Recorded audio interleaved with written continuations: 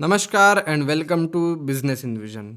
आज हम जिस शेयर के बारे में बात करेंगे 10 जुलाई को शेयर था 2407 रुपये और 11 जुलाई को ये शेयर हो गया या फिर खुला ही लगभग 2508 रुपये में, यानी कि लगभग 100 रुपये का इसने एकदम से स्पाइक खा लिया। अब ये कोई छोटी मोटी कंपनी नहीं है, ये हम बात कर रहे हैं हिंदुस्तान यूनिलीवर लिमिटेड की। टॉप मोस्ट कंपनी इंडिया की एफएमसीजी मार्केट में सेकंड नंबर पर आईटीसी लिमिटेड जो आती है, उसका मार्केट कैप अगर हम देखें तो लगभग 5 हज़ार करोड़ रुपए यहाँ पर आपको दिखेगा। वहीं एचयूएल का जो मार्केट कैप है यहाँ पर लगभग आपको 5,92,000 करोड़, यानी कि लगभग 6 लाख करोड़ रुपए यहाँ पर आपको मार्केट कैप दिख जाएगा।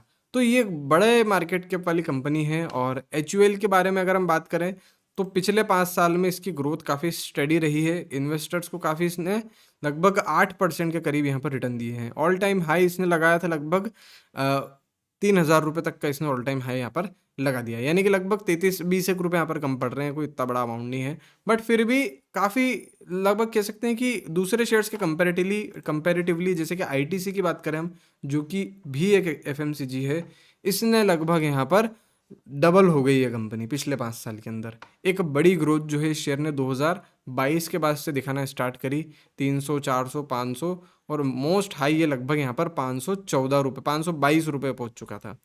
तो आईटीसी और एचयूएल के जो रिटर्न्स है, यहाँ पर शेयर होल्डर्स ने आईटीसी को ज़्यादा प्रेफर किया। एचयूएल के इन्वेस्टर्स को यहाँ पर काफ़ी एक नीचा देखना पड़ा कि यार हमारी जो कंपनी है वो यहाँ पर अच्छा परफॉर्म नहीं कर रही है।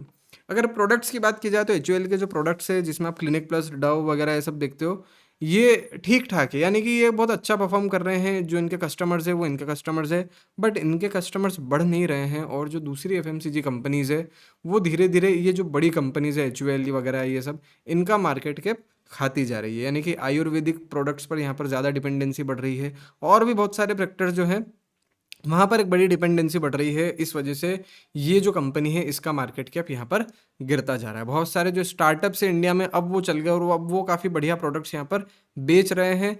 इस वजह से ये जो कंपनी है एचयूएल, यहाँ पर इसका मार्केट शेयर जो पहले बहुत ज़्यादा हुआ करता था, अब वो धीरे धीरे यहाँ पर गिर रहा है। अब ये प्रॉब्लम से निपटने के लिए ये जो सीईओ नई आई है, इनसे एक बड़ी एक्सपेक्टेशन यहाँ पर की जा रही है कि ये इस प्रॉब्लम से निपटेगी। एचयूएल का जो मार्केट शेयर डिक्लाइनिंग फेज पर है उसे काफ़ी इम्प्रूव ये यहाँ पर कर देंगे।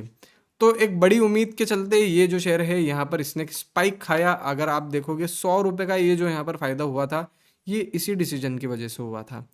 तो काफ़ी उम्मीदें हैं इन सीईओ से। पुराने जो सीईओ है रोहित जावा, खैर इनकी भी परफॉर्मेंस अगर हम देखें तो कंपनी को काफ़ी ना तो गिरने दिया ना ऐसा ज़्यादा इन्होंने कुछ बढ़ाया।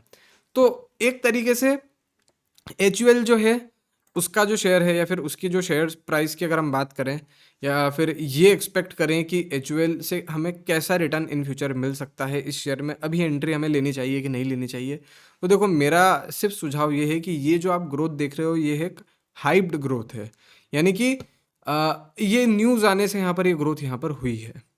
हमें थोड़ा सा यहाँ पर वेट करना चाहिए, एक क्वार्टर के रिजल्ट एचयूएल के आने दो और उसके बाद हमें फिर लॉन्ग टर्म इस कंपनी के अंदर इन्वेस्ट कर देना चाहिए। हमारा उस टाइप का डिसीजन यहाँ पर होगा। अब पूरा जो हमारा डिसीजन है इसके क्वार्टर के रिजल्ट पर यहाँ पर डिपेंड करेगा, 1 या 2 क्वार्टर के रिजल्ट मैक्स टू मैक्स, यानी कि अगर हम को इन्वेस्ट भी करना है तो लगभग दिसंबर तक इस स्टॉक के अंदर हम प्रॉपरली इन्वेस्ट यहाँ पर कर पाएंगे। देखो रीज़न ये है कि इनकी क्या परफॉर्मेंस होती है ये अभी तक प्रैक्टिकली हमने यहाँ पर देखी नहीं है, ये क्या बड़े बदलाव लाती है और किस लेवल पर ये जो शेयर है यहाँ पर इतना स्पाइक खा जाएगा, ये अभी तक हमें कोई सिचुएशन नहीं है। हो सकता है कि अगर आप थोड़ा सा और रिस्क लेना चाहते हो तो इस मंथ के एंड तक, यानी कि थोड़ा सा ये वीक देखो, इस वीक में क्या परफॉर्मेंस आती है, या फिर इस मंथ के एंड तक क्या बड़े डिसीजन लेती है, या फिर एक क्वार्टर तक भी अगर हम रुक के देखें उसके बाद इसके अंदर एंट्री लें तो काफ़ी बढ़िया हमारे लिए बात हो जाएगी।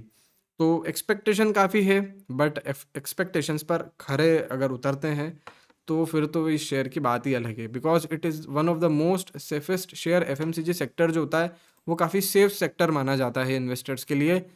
So that's it for now, thank you so much.